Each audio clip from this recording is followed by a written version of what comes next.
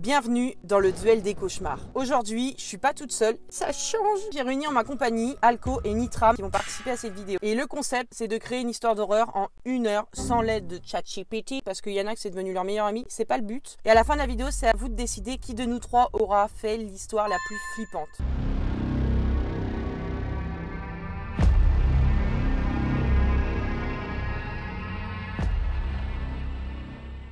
Bon. Étant donné que vous me connaissez maintenant, pas besoin de faire une présentation, je vais laisser les deux autres youtubeurs faire leur présentation et je vous reprends juste après. Salut à tous, moi c'est Alco, je suis un enquêteur du paranormal. Mais attention, j'enquête différemment des autres. Ce que je fais, c'est que je vous raconte des témoignages de personnes qui disent avoir vu des cryptides, des ovnis ou alors des fantômes. Bon, je suis quand même plus spécialisé dans les cryptides. Et les cryptides, c'est le Yeti, le Bigfoot et le Dogman, et j'en passe. Si vous voulez découvrir de nouvelles créatures qui peut-être habitent non loin de chez vous, vous pouvez tout de suite venir me rejoindre, ça me ferait extrêmement plaisir, car je vous raconte les histoires sous forme de reportage et en essayant d'y mettre les formes. Une ambiance sonore et visuelle pour vous faire frissonner. Eh oh, Alco, dis aussi qu'il y a une petite voix qui t'accompagne quand même. Effectivement, j'ai oublié de vous parler de la petite voix. Elle m'accompagne sur pas mal de vidéos pour vous apporter une petite touche de douceur. Ça va, c'est bon? Let's go, let's go, let's go. Hey! Bonjour, je me présente, je m'appelle Martin, j'ai une chaîne YouTube où je fais des vidéos d'hardware. Me présenter en quelques mots, plutôt beau gosse, spontané, vraiment très stylé. Bon ok, on arrête là. J'adore faire des vidéos, c'est ma passion. Maintenant que la présentation est faite, tout se casse la gueule. Mais c'est normal, c'était prévu. Je dis bon courage à tout le monde. Je ne suis pas mauvaise joueuse. Vous allez voir que non. Là, vous attendez que je dise c'est faux. C'est pas faux. Avec moi, j'ai le carnet d'idées. C'est pour ça qu'il n'y a rien dessus. Alors vous le connaissez, le concept, il va falloir que j'écrive une histoire, un thread d'horreur en 1 heure. Je me suis promené et je suis tombé sur un orphelinat. Et c'est là que j'ai eu une idée. J'ai déjà un petit peu préparé l'histoire dans ma tête, mais il va falloir maintenant l'écrire. Et malheureusement, je ne serai pas accompagné de la petite voix. Ça m'aurait bien aidé. Bon, j'avais déjà une petite idée pendant que je travaillais, j'avais déjà une petite idée d'histoire. On va englober tout ça. J'avais pensé déjà, pour moi, une petite fille. Une petite fille, ça fait souvent très peur. Mais c'est pas la petite fille qui va faire peur. Alors, moi, je pense en vrai de vrai, j'ai pas pété, c'est le fauteuil, mais on peut parler d'un fauteuil qui est envoûté par une grosse dinde. Moi, je pense déjà, faut un prénom pour le personnage. On va l'appeler. J'ai pas d'inspi. Bah, qu'est-ce qui se passe, Camille? Qu'est-ce qui s'est passé là? T'as mal dormi ou quoi? Attendez, je ferme les yeux. J'imagine ta mère. Faut être intelligente, faut s'aider de ce qu'on voit à travers les choses. Des arbres. Ah, alors ma chapeau c'est déjà fait, putain, faut vraiment que je change de lieu pour faire mes vidéos parce que j'ai plus d'inspi. On va ça fait déjà 10 minutes. Waouh, en 10 minutes les gars j'ai fait ça, c'est génial. Faut que je mette le bonnet à mon daron, on dirait quelqu'un de la street qui se croit trop en mode alors qu'elle est juste salut, c'est moi. Oh là là, j'ai une énergie. Ok. Daronman. La Daronman. On y va. Bon déjà, ce qu'on va faire, c'est que je vais vous expliquer. Ça va parler d'un orphelinat. Un orphelinat qui a existé et qui existe toujours, mais qui n'est pas abandonné. Et l'histoire que je vais vous raconter autour de cet orphelinat, elle est totalement fausse. Hein. C'est un thread d'horreur inventé. Du coup, ça va être une histoire qui va parler d'enfants. Je vais avoir un protagoniste qui s'appelle Léo. Et ensuite, il va y avoir forcément un petit méchant dans l'histoire qui s'appellera Émile Roger. Ouais, ça fait un petit peu nom de tueur en série. Hein. Je sais pas si vous avez cette impression-là. Du coup, l'histoire, ça va être un urbexer qui découvre un lieu abandonné. En fouillant les lieux, il va lui arriver quelques péripéties. Donc il va falloir que j'écrive ça et ça va pas être facile, vraiment. C'est l'histoire. Anna, 7 ans, qui déménage. Travaille super bien à l'école, des copains et des copines. Quand soudain... Ah, j'ai une question, putain, c'est vrai. Attendez, c'est quoi, je vais parler à Camille. Je sais pas si je peux t'appeler Camille. Les parents partent justement dans une fête et ils la laissent toute seule. Sauf que... La Daronne Man. Rien qu'entendre le nom, tu te dis putain, à tous les coups, il y a ma mère qui arrive et qui va me tuer. Tu vois, ça soigne bien. Donc j'ai le personnage, donc ça c'est déjà un gros point. Qu'est-ce qu'on peut dire sur la Daronne Man? La Daronne Man, qu'est-ce qu'elle a pu tuer encore? C'est normal, dans un thread, il y a toujours un meurtre. Elle est barman, et sauf que le lieu où elle travaille... Attendez, parce que vas-y, on va dire qu'elle est riche, Daronne Man. Quand je commence à avoir une phrase pour mon histoire, c'est gagné. Mais derrière, ils doivent avoir une charte. Attends, faut que j'écrive parce que sinon je vais être incapable de vous la raconter après.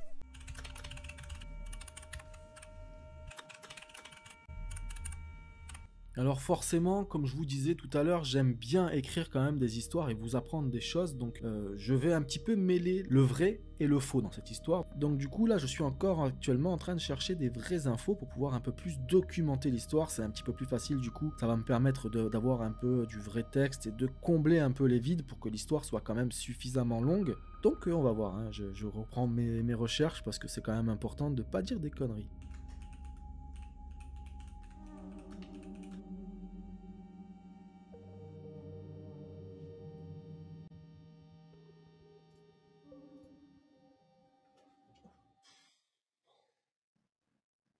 One eternity later.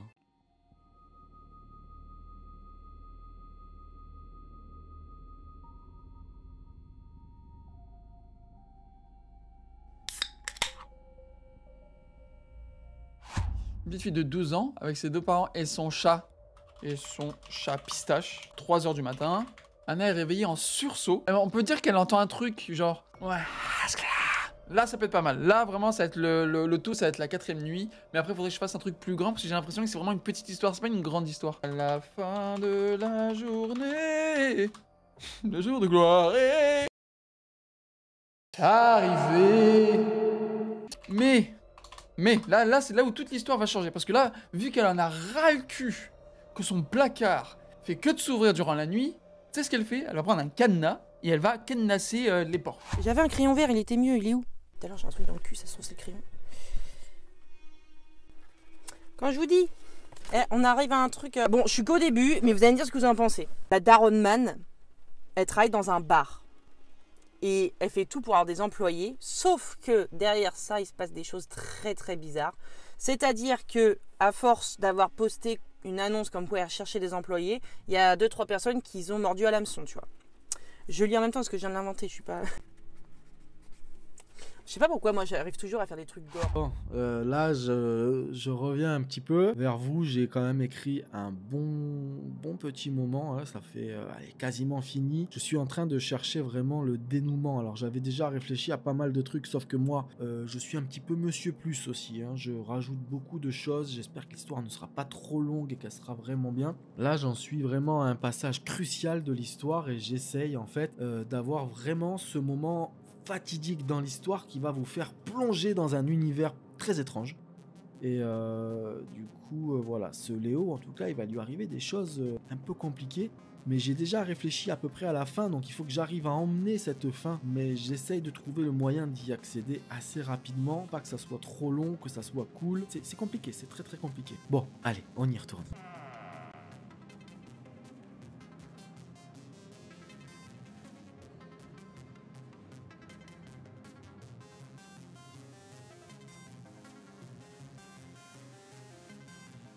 Oh, elle est longue mon histoire, putain. Non, elle est pas si longue que ça, mais elle est longue quand même. Là, comme ça, on est bien. On est bien. Comme ça, les portes se font... Il reste combien de temps? 30 minutes. Mais ouais, je suis bien. Non, quoique. Bonjour, comment ça va aujourd'hui? Ça va bien, merci. J'ai une question. Comment appelle-t-on ce phénomène quand on se réveille, mais on n'est pas totalement réveillé, on est vraiment un peu dans les vapes, on va dire. C'est quoi ce nom? On appelle ça l'état hypnagogique. Elle court le plus vite possible dans le salon, vers le téléphone pour appeler ses parents. Si t'es d'accord, Sneeze, et je te le dis, je vais utiliser ChatGPT juste pour mes fautes d'orthographe, ok? Je te promets.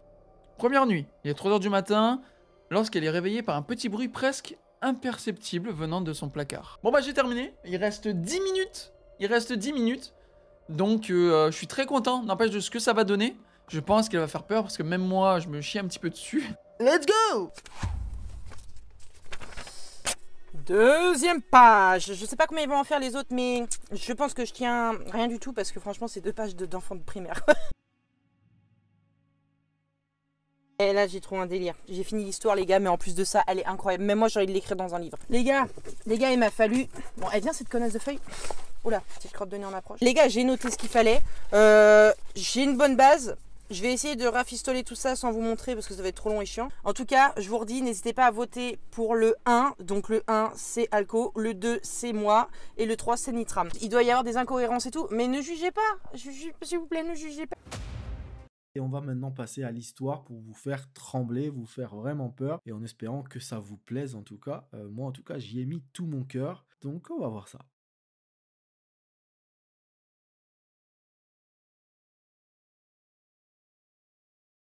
Allez, c'est parti, maintenant que l'histoire est terminée, je vais pouvoir vous la raconter. Je vais essayer de vous faire trembler, de vous faire frissonner. C'est parti, mais pour ça, il va falloir quand même que l'on se mette dans l'ambiance.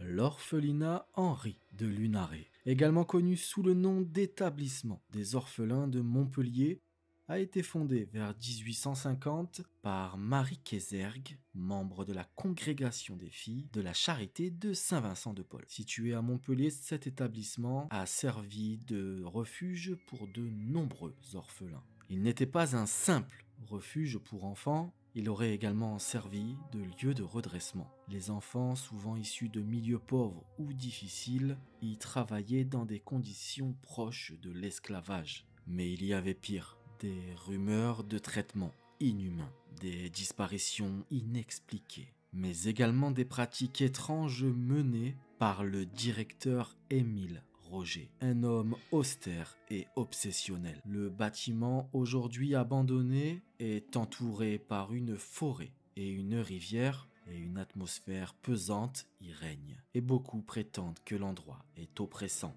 Mais pourquoi je vous parle de ça ? J'ai trouvé lors d'une balade une petite boîte contenant une histoire signée par un certain Urbex Inside. J'ai cherché sur Instagram et je suis tombé sur le compte de Léo. Il a 22 ans, il est fan d'Urbex et ne vit pas très loin de cet orphelinat. Alors Léo, il a décidé de filmer à l'orphelinat Henri de Lunaret, où il pensait tomber sur un lieu délabré et vide. Parfait pour un tournage d'Urbex. Mais dès son arrivée, quelque chose clochait. Les volets laissaient passer une lumière étrange et un bruit comme une goutte d'eau tombant sur du métal résonnait depuis l'intérieur. Pourtant, il n'y avait pas d'eau courante dans le bâtiment. Non loin de là, il a vu des inscriptions gravées sur les murs, des prénoms d'enfants, certains accompagnés de dates, et l'une d'elles l'a frappé, car c'était le prénom de sa mère. Adèle avec une date 1932, suivie de 4 mots gravés profondément « On ne part pas ». Du coup, j'ai fait quelques recherches pour mieux vous expliquer l'histoire. Et j'ai découvert en fouillant les archives locales qu'Adèle était une fillette de 10 ans, pensionnaire de l'orphelinat dans les années 30.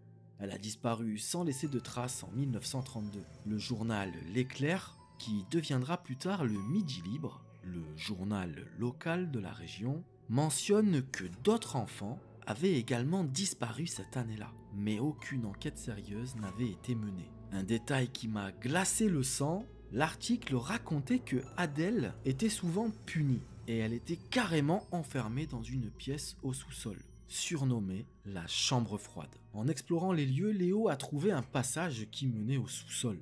La descente y était étroite et l'air y était glacial selon lui. Un petit peu normal vu que l'endroit est abandonné depuis des décennies. Au fond, une porte métallique légèrement entrebâillée grinçait lentement et en s'approchant, Léo a entendu un bruit qui évoquait des pleurs étouffés. Pourtant, il était seul. Derrière la porte, une petite pièce, des chaînes rouillées fixées au mur, des marques de griffures sur la pierre et une vieille photo posée au sol. Sur la photo abîmée par l'humidité et le temps, une dizaine d'enfants, figés dans un sourire forcé, et derrière eux, une silhouette floue, grande et vêtue d'un manteau noir à peine visible. Et voici la photo très abîmée que j'ai retrouvée dans cette boîte. Et lors de mes recherches dans les archives du Midi Libre, j'ai pu trouver une photo plus nette, en meilleure qualité. Après avoir partagé une partie de son urbex sur Instagram, Léo a reçu un message privé venant d'un habitant du village voisin, Montferrier.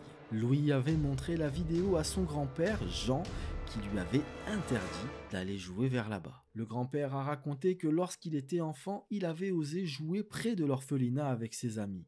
Il prétendait souvent entendre des bruits la nuit, des rires d'enfants, des coups sourds et parfois un chant murmuré en latin, une phrase dont il se souvient encore. Salvanos ab inferis. Et ça se traduit par sauve-nous des enfers. Comme je vous disais, il avait déconseillé à son petit-fils d'y retourner et il fit la même chose avec Léo en lui disant de ne plus jamais y mettre un pied. Et ce témoignage m'a fait frissonner et j'ai décidé de m'y rendre. La rivière près de l'orphelinat a été le théâtre de plusieurs événements troublants. Les archives mentionnent qu'au moins 5 corps d'enfants ont été retrouvés flottant dans l'eau entre 1930 et 1940. Leurs identités n'ont jamais été confirmées et les décès ont été classés comme des accidents. En explorant la rive, j'ai imaginé ces corps sans vie au-dessus de moi. Dans les branches des arbres, j'ai cru voir une ombre bouger, mais en regardant à nouveau, il n'y avait rien. Une fois devant le bâtiment principal, j'ai remarqué des marques sur les murs. Des symboles étranges, cercles, croix inversées, phrases en latin et l'une d'elles se répétait. Non liberabo. Je ne vous libérerai pas. Sans trop réfléchir, j'ai murmuré ces mots à voix haute, comme pour briser le silence oppressant. À peine les syllabes quittèrent ma bouche que j'ai senti un frisson glacial et un mot revenait toujours, obéissez. En continuant mes recherches, j'ai découvert que Émile Roger, le directeur de l'orphelinat, n'était pas qu'un homme autoritaire. Il était membre d'un groupe ésotérique secret obsédé par la recherche de l'âme pure. Il pensait que les enfants étaient des réceptacles parfaits pour invoquer des entités. Des témoignages d'anciens employés parlaient de rituels nocturnes dans les bois où Émile Roger emmènerait les enfants en chantant des prières. La disparition des orphelins ont été stoppée après sa mort soudaine en 1941. Mais le mystère reste entier. En regardant les rushs de Léo qu'il avait postés sur Instagram, j'ai découvert des choses effrayantes. Dans un plan où il filme les escaliers, une ombre apparaît derrière lui. Elle avait la forme d'un homme grand, vêtu d'un long manteau, et depuis ce moment, je sens une présence constante, même chez moi. Les lumières clignotent et j'entends des bruits dans les murs. L'orphelinat Henri de Lunaret n'est pas qu'un bâtiment abandonné. Il est comme une cage, retenant quelque chose de maléfique. Depuis, des visions hantent mon esprit, toujours les mêmes. Des enfants au visage vide qui tendent leurs mains vers moi en murmurant « Tu aurais dû partir ». Ceci est mon dernier message. Si vous le lisez, sachez que l'orphelinat Henri de Lunaret est une cage. Une fois qu'on s'y aventure, on devient une partie de l'histoire. Je suis pris au piège comme Léo et les enfants avant moi. Et maintenant, c'est à votre tour. Ne venez pas chercher la vérité. Ne lisez plus. N'écrivez pas à propos de ce lieu. Sinon, ils vous chercheront aussi. Si vous voyez ma prochaine vidéo, ce ne sera pas moi.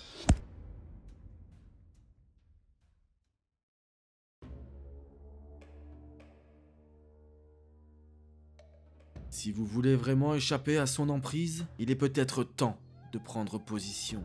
Votez pour moi et empêchez cette histoire de se répéter. N'oubliez pas, l'ignorance est la meilleure protection. Mais êtes-vous prêt à courir ce risque?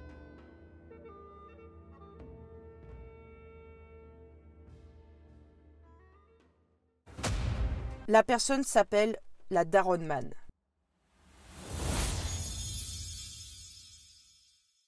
Elle vient de créer son bar, donc elle pose sur internet une annonce comme quoi elle recherche des employés. Elle réussit à avoir des réponses, donc elle a une personne qui s'intéresse, 2 personnes, 3 personnes. Chacun leur tour, ils vont faire un entretien avec elle et ils vont tous être pris. Donc ils ont juste à signer une espèce de charte, un peu comme tu signes un CDD ou un CDI quoi. Sauf que sur cette charte, il y avait une phrase à la fin où il y avait écrit « Aucune annulation possible durant ce contrat.